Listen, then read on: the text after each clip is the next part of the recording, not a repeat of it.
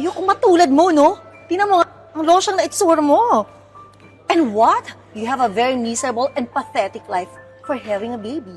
Kaya ayokong maging nanay, kagaya mong losyang. Lumayas ka dito.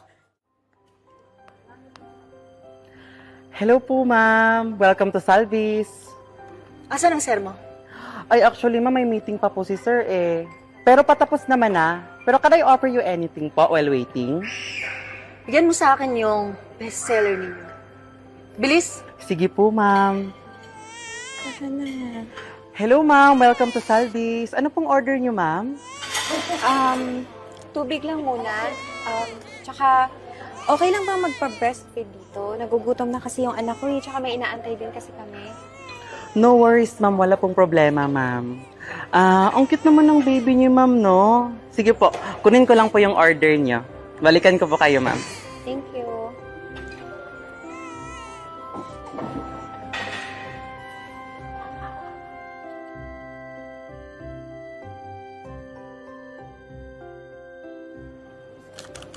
Wow! Sarap talaga dito. Waiter? Waiter! Yes po, ma'am. Ba't mo hinahayaan yung mga klaseng babaeng ganyan na ginagawa yan dito? Ha?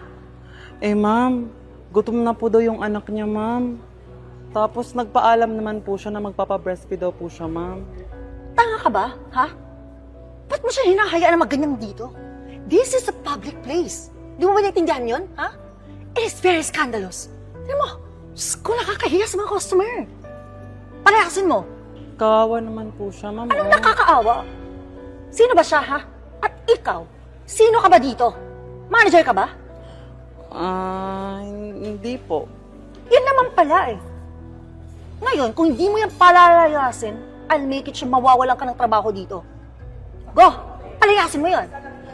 Ay, ma'am, sorry po talaga, pero hindi ko po talaga yun pwedeng gawin, ma'am. Kasi customer din po si ma'am eh. Matigas ka, ha? So ayaw mo.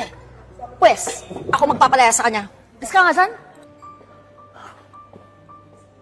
Excuse me. Bakit ka dito nagpapa-breastfeed? Di mo ba nakikita? Public place to. Nakakahiya o ang daming tao. Miss, pasensya na. Gutom na kasi yung baby ko eh. Pasensya. Can't you see it? Wala ka ng delikadesa, ha? Hindi mo dapat ginagawa yan dito.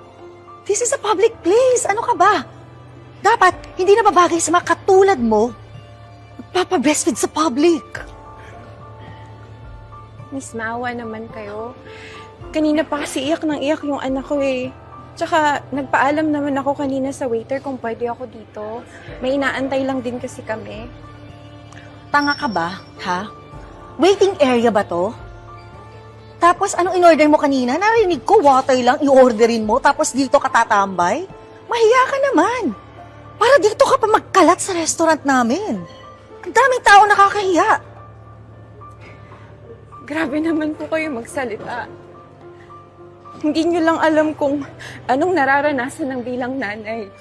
Yung gagawin yung lahat para sa anak niya. Nagugutom yung baby ko. Kanina pa siya iyak ng iyak. That's the reason why ayokong maging nanay. Ayokong matulad mo, no? Tingnan mo nga, ang losyang na itsura mo. And what? You have a very miserable and pathetic life for having a baby. Kaya ayokong maging nanay, kagaya mong losyang. Lumayas ka dito. Umalis ka nga dito. Nakakamalas ka ng business dito eh. Get out! V, that's enough.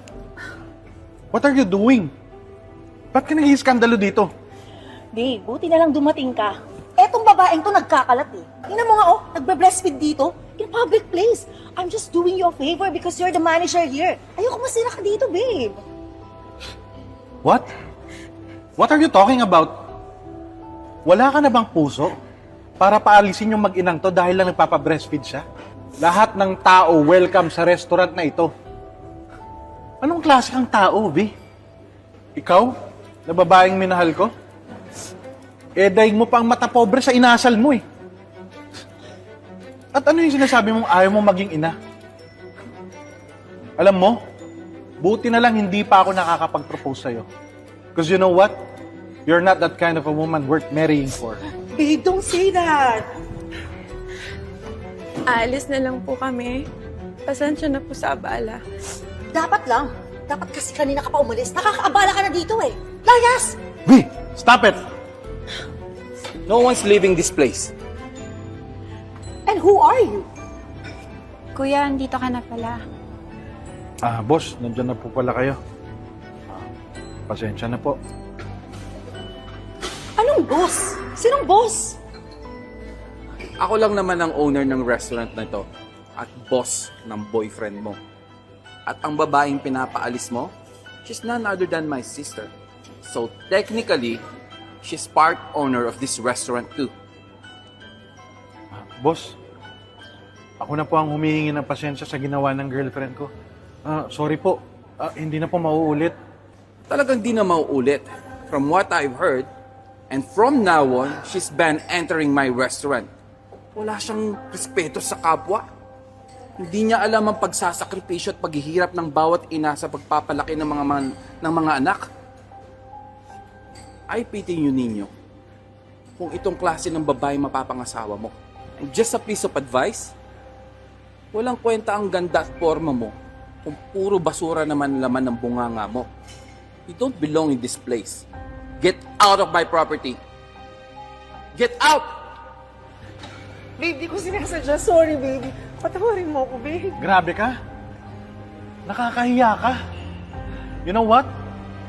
I can't and I won't tolerate that shitty attitude of yours anymore. I'm done.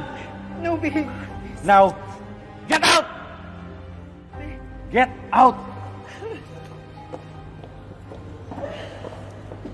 Boss, my apologies. Excuse me.